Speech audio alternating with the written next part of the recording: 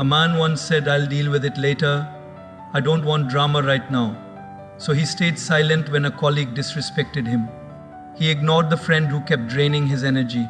He tolerated the family member who always made him feel small. Years passed. His stress turned into headaches. His silence turned into resentment. And one day, he looked at his life and realized he didn't lose his peace in one moment, he slowly gave it away, piece by piece. Here's the truth most people learn too late. Protecting your peace is not selfish. It is survival. You might ask how? I'll prove it by telling you 7 key points in this video. The first key point is you don't lose peace suddenly. You lose it through small compromises, quiet, daily decisions where you choose comfort over truth, silence over self-respect. It never feels dangerous in the moment. It feels small, harmless even. You tell yourself it's not a big deal. You laugh it off, you move on. But here's what no one warns you: a boot piece doesn't shatter like glass, it erodes like soil. Slowly, quietly, until one day, you look around and realize there's nothing solid left to stand on. And the scary part, you don't even remember when it started slipping away. Think about a normal day in your life. Someone makes a comment that doesn't sit right. You feel it in your chest, a slight discomfort, but you smile, you nod, you let it pass. Why? Because you don't want tension, you don't want awkwardness, so you choose silence. Again, later, another moment comes, a little sharper this time. Maybe a joke at your expense, maybe a dismissive tone. And again you tell yourself it's okay, I'll ignore it. You see the pattern? It's not one big moment, it's 100 small ones, 100 quiet yes when your heart was screaming no. There's a man I once heard, about 45 years old, successful on paper. Good job, stable life, but every evening he would sit in his car for 10 extra minutes before going home. 10 minutes, just sitting there, not because he loved his car, no, because inside that house were people who drained him, comments that chipped away at his confidence, expectations that suffocated him. But he never spoke up, never said a line. Why? It's family, he said, I'll manage. And he did manage. Until he didn't. His peace didn't leave in one argument. It left in those 10 minutes every single day. And sometimes it shows up in funny ways too, almost ridiculous if you really look at it. Like saying yes to plans you don't want to attend, then spending the whole time checking your phone like you're waiting for a rescue helicopter. Or laughing at jokes that actually annoy you, then replaying them in your head later like, why didn't I say something? We laugh about it, but deep down, it's exhausting. It's like paying rent for a place you don't even want to live in. Over time, that emotional cost adds up. What's happening in those moments is deeper than you think. Every time you ignore your discomfort, you send a message to yourself first. You say, my feelings are not important. And once you start believing that, others follow the same rule. Not because they are evil, but because you taught them how to treat you. It's subtle, it's quiet, but it's powerful. You don't wake up one day surrounded by disrespect. You build it slowly through what you allow. And here's the tricky part: your mind will try to justify it. It will say you're being mature, you're avoiding drama, you're keeping peace. But let's be honest, is that really peace? Or is it just silence? Because real peace doesn't feel heavy. Real peace doesn't make you overthink at night. Real peace doesn't make you rehearse conversations in your head that you never had the courage to speak out loud. What you're protecting is not peace, it's comfort. And comfort, when chosen too often, becomes a cage. So pause for a moment and ask yourself, how many times have you said, it's okay, when it wasn't? How many times have you adjusted, shrunk, or stayed quiet just to keep things smooth? And more importantly, what has it cost you? Your confidence, your energy, your sense of self? Because every small compromise feels easy in the moment, but over time it becomes your identity. You become the person who tolerates, the person who adjusts, the person who stays silent. And the more you repeat it, the harder it becomes to break. The second key point is not all negative people are obvious. Some come disguised as close ones. They don't attack your life loudly. They slowly reshape it quietly. They don't shout. They don't insult you openly. They don't create scenes. In fact, if someone else watches from the outside, everything looks normal, even caring. But inside something feels off. A small heaviness after every conversation. A slight doubt after you share your ideas. It's like eating food that looks perfect but somehow leaves a strange taste you can't explain. And you keep asking yourself, am I overthinking this? That question becomes their greatest tool. You see, obvious negativity is easy to spot. The loud critic, the angry voice, the person who clearly disrespects you know how to handle them. You step back, you create distance. But the subtle ones, they confuse you. They mix kindness with control. One day they support you, the next day they pull you down, just enough to keep you uncertain. It's like walking on a floor that looks solid but shifts slightly with every step. You don't fall immediately, but you never feel stable either. And over time, that instability becomes your normal. There's a woman around 50 who finally decided to start something for herself, a small business idea she had carried for years. Nothing huge, just something that made her feel alive again. She shared it with someone close. The response, a smile, followed by "it sounds nice, but at this age, is it really practical?" Simple words, polite tone, no shouting. But that one sentence stayed with her for days, weeks.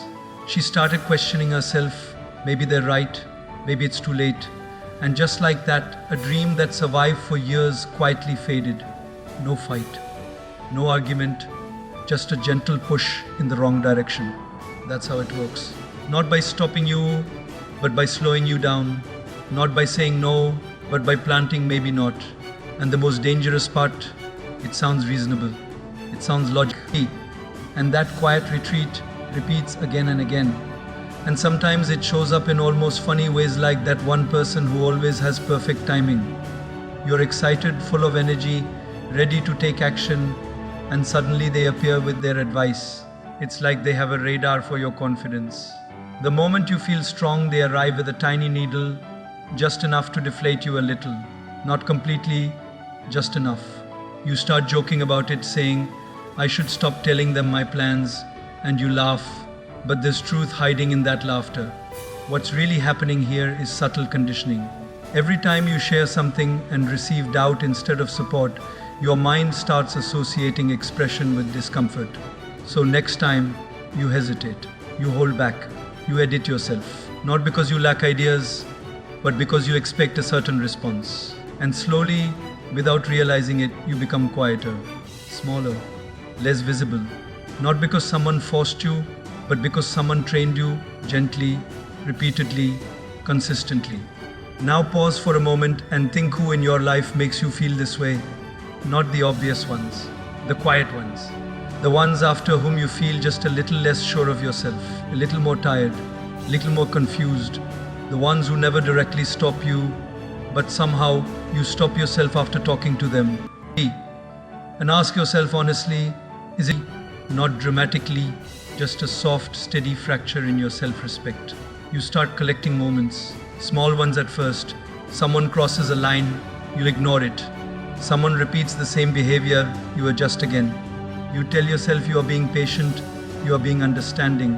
And yes, maybe you are, but at what cost? Because every time you say not now, your mind hears something else. It hears this is acceptable. It hears this can continue. And slowly your life becomes filled with things you never truly agreed to, but never clearly refused either. There was a man who kept postponing a simple conversation with his business partner. Nothing huge, just a pattern of disrespect, small decisions being made without him. Every time he felt the urge to address it, he paused. Not today, he said. Let things settle. Weeks turned into months. And one day, he realized something shocking. He was no longer an equal partner. He had become an observer in something he helped build. The conversation he delayed didn't stay small. It grew. It grew in silence, in absence, in avoidance, until it became too big to handle calmly. And sometimes it's almost funny how we delay things we know we should address. Like rehearsing a conversation in your head again and again, while brushing your teeth, driving your car, even while trying to sleep. You become a full-time actor in your own imagination. Perfect tone, perfect words, perfect timing, everything is ready. Except one thing, you never actually say it. It's like preparing for a big match. and then deciding not to show up over and over again. At some point, even your mind gets tired of practicing. But here's what makes it deeper. Every delayed boundary doesn't just affect the situation, it affects your identity. You start seeing yourself as someone who lets things go, someone who adjusts, someone who doesn't create issues. And on the surface, that sounds like a good person. A calm person. But inside, there's frustration, there's tension. Because you are not living fully as yourself. You are living as a version that is easier for others to handle. And that gap between who you are and who you show, it drains you. Think about this: how many times have you walked away from a situation thinking, I should have said something? That sentence, repeated enough times, becomes a quiet regret. Not the loud, dramatic kind, but the slow kind. The kind that sits with you in silence. The kind that shows up when you're alone, asking you simple questions. Why didn't you speak? What were you afraid of? And the answers are often the same: fear of conflict, fear of losing someone, fear of being misunderstood. But in trying to avoid those fears, you create a bigger one: the fear of losing yourself. And the longer you delay, the harder it becomes. Because now it's not just about one moment. It's about all the moments you stayed silent. It's about the pattern you allowed to form. Speaking up now feels heavier, more complicated, more uncomfortable. So you delay again and again and again, until one day the smallest trigger creates the biggest reaction. Not because the situation is huge, but because your silence has been building pressure for so long. Like a lid on boiling water, it can only hold for so much time before it bursts. The fourth key point is your peace directly affects your health, your work, and your family. It is not just a feeling, it is the invisible engine behind how you live, how you think, and how you show up every single day. You may call it just stress, you may brush it off as part of life, but your body, your mind, your relationships, they keep the record. Quietly, patiently. Every ignored discomfort, every swallowed word, every forced smile, it all gets stored somewhere. And one day, it doesn't stay invisible anymore. It often begins in the body, not in big dramatic ways, but in small signals. A headache that comes more often than it should. A tightness in your chest when a certain name flashes on your phone. Sleep that feels incomplete even after many hours. You wake up tired even when you shouldn't be. You say, maybe I need more rest, but deep down, it's not rest you're missing, it's relief. Your mind is carrying conversations it never expressed. Your heart is holding reactions it never released. And slowly your body starts speaking the truth you've been avoiding. There was a man who visited doctors again and again for his constant fatigue. Tests were done, reports came back normal. You're fine, they said, but he didn't feel fine.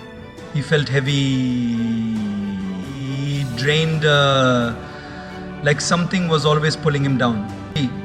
Only later did he realize it wasn't his body that was tired, it was his life.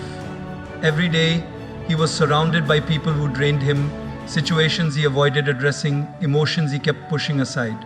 His body wasn't failing him, it was warning him. But like many of us, he was too busy managing everything else to listen. And then it shows up in your work, not in obvious failure, but in subtle decline. You sit in front of your tasks, but your focus drifts. You start something, then stop halfway. Your mind keeps replaying situations, conversations, what you should have said, what you wish you had done. You try to move forward, but something keeps pulling you back. It's like trying to run with a backpack full of invisible weight. No one else can see it, but you feel every extra step. And slowly, opportunities pass not because you lack ability, but because you lack clarity. Funny thing is, sometimes you even blame yourself for it. You say, why am I so distracted? Why can't I focus like before? You try productivity hacks, you make plans, you set goals, but nothing sticks. It's like trying to fix a leaking roof by rearranging the furniture. Looks productive, solves nothing. Because the real issue is not your discipline, it's your peace. Without peace, even simple tasks feel heavy. Without peace, even success feels empty. And no planner, no routine, no system can replace that missing foundation. Then comes the part that hurts the most: youngest family, closest relationships. The people you realizing that unprotected peace doesn't just affect you, it spreads like a ripple. Your stress becomes your tone. Your tone becomes someone else's experience. And without meaning to, you pass on what you've been carrying. Not because you want to, but because you didn't have the space to release it. So pause for a second and ask yourself, what is your current state costing you? Not just internally, but externally. In your health, in your work, in your home. Because peace is not a luxury you enjoy when everything is perfect. It is the foundation that makes everything else possible. The fifth key point is manipulators thrive on your silence, not your weakness. It's not your lack of strength that gives them power. It's your lack of response that gives them space. Think about that for a moment. You may not be weak at all. In fact, you may be strong, capable, aware. But if that strength never shows up in your words, in your actions, in your boundaries, then to the outside world, it doesn't exist. Silence becomes a signal, a quiet permission. And people who push limits, they are always watching for that signal. At first, it feels small. Someone interrupts you often. You notice it, but you let it go. Someone speaks over your decisions. You feel it, but you adjust. You think it's not worth arguing. And maybe you're right once, maybe even twice. But patterns don't form from one moment. They form from repetition. When someone sees that there is no resistance, no clear response, they don't think, let me stop. They think this is allowed. Not because they are calculating every move like a villain in a movie. Sometimes it's just habit. But habit, when unchecked, becomes behavior. And behavior, when repeated, becomes how they treat you. There was a man in an office who was known as easygoing. Everyone liked him. Or at least, that's what they said. But slowly, his workload started increasing. Can you just handle this one thing? They would ask. He would smile and say yes. Then another task and another and another. He never refused, never questioned. He thought he was being helpful, a team player. But one day, he looked around and realized something strange. He was doing more work than anyone else and getting the least recognition. Not because he wasn't capable, but because he never created a boundary where his help ended. His silence didn't show kindness, it created imbalance. And sometimes the pattern becomes almost funny if it wasn't so real. Like that one person who keeps borrowing your time, your energy, your attention, always saying, just 5 minutes, and somehow those 5 minutes turn into 30 every single time. And you sit there nodding, smiling, while your mind is screaming, I had plans. But you don't say it. You don't interrupt. You wait. You always wait. And later you laugh about it, saying, I need to learn how to escape faster. But deep down, you know, it's not about escape. It's about expression. Because silence doesn't just protect peace. Sometimes it protects discomfort. You avoid speaking up because you don't want tension. You don't want to seem rude. You don't want to create a moment that feels heavy. So you stay quiet, hoping the situation will fix itself. But most of the time it doesn't. It grows, quietly, gradually, until what could have been a simple, calm sentence turns into a complex emotional build-up. And now, speaking feels harder than ever. Not because you can't, but because you waited too long. Here's what many people misunderstand: manipulation doesn't always look like control. Sometimes it looks like convenience. If someone can get more from you without resistance, they will. Not always out of bad intention, but out of ease. Human nature follows the path of least resistance. And if your silence makes things easier for them, they will continue walking that path, not questioning, not stopping. Because why would they? There's no signal telling them to. So pause and ask yourself, where in your life has your silence become someone else's advantage? Where have you mistaken quiet tolerance for strength? Where have you chosen comfort over clarity? Because the moment you start speaking calmly, simply, clearly, something shifts. Not instantly, not dramatically, but noticeably, people adjust. Patterns break, and most importantly, you start seeing yourself differently. Not as someone who endures everything, but as someone who defines what is acceptable. The sixth key point is protecting your peace will feel uncomfortable. At first, because you are not just changing actions, you are breaking patterns your mind has followed for years. And patterns don't leave quietly. They resist. They question. They make you feel like you're doing something wrong, even when you're finally doing something right. That first no you say, it won't feel powerful.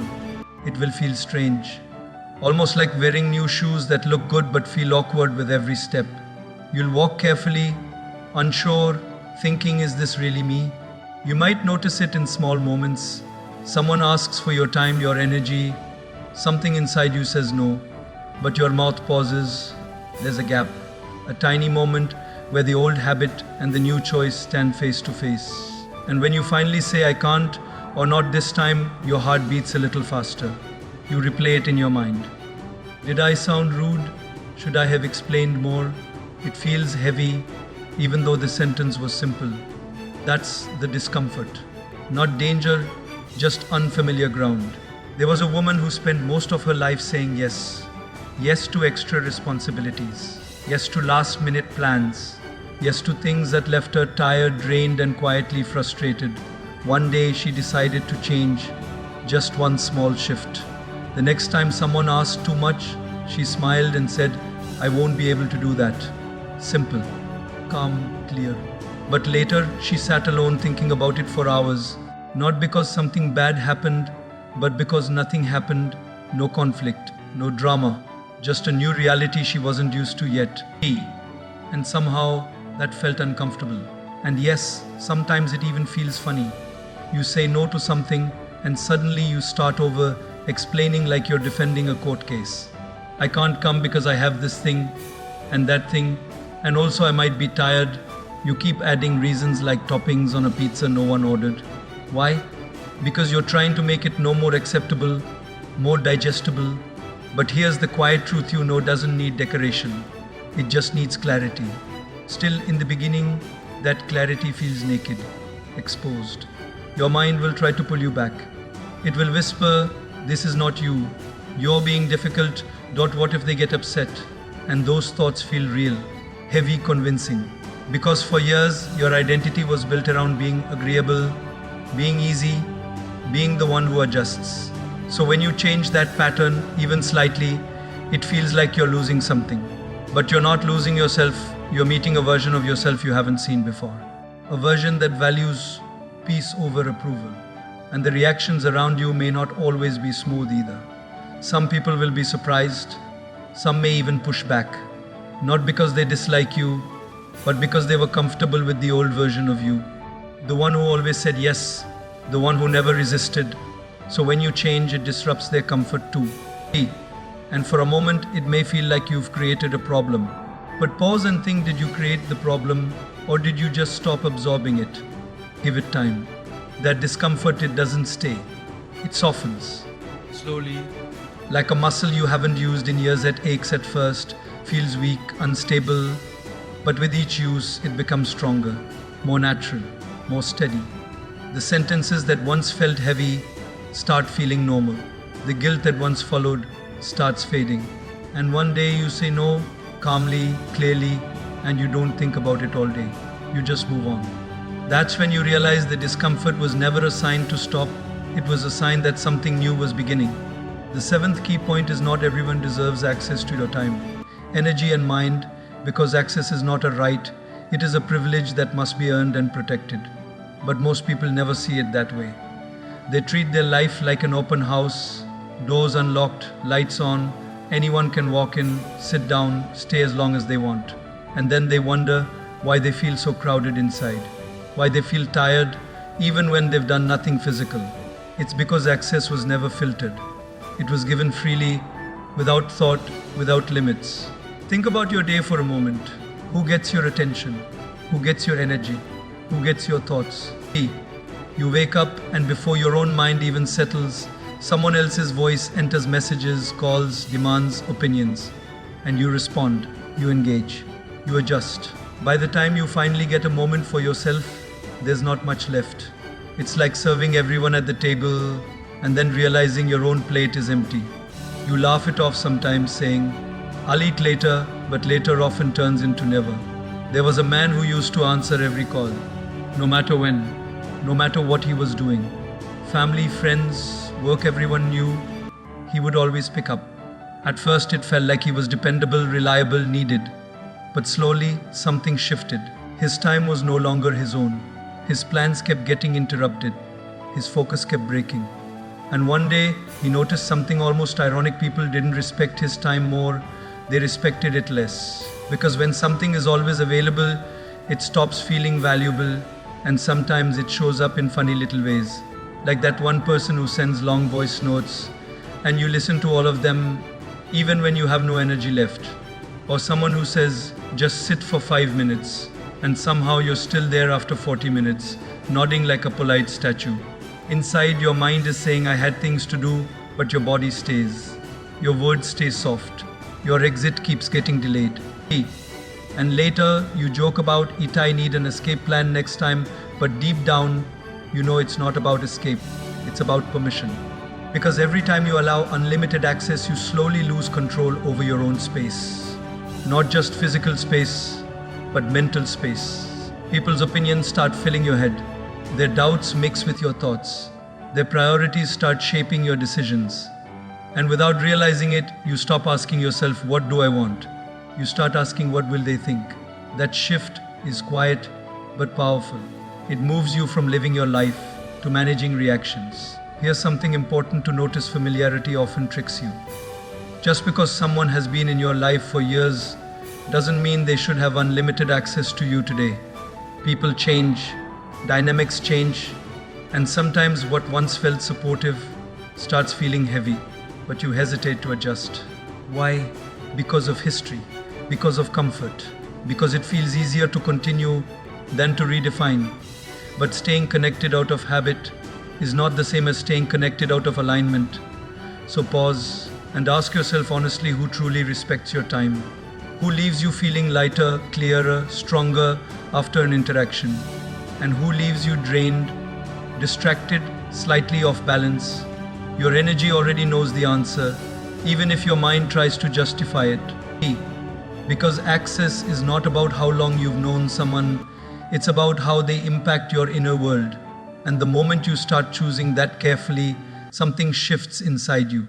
Not loudly, not instantly, but steadily.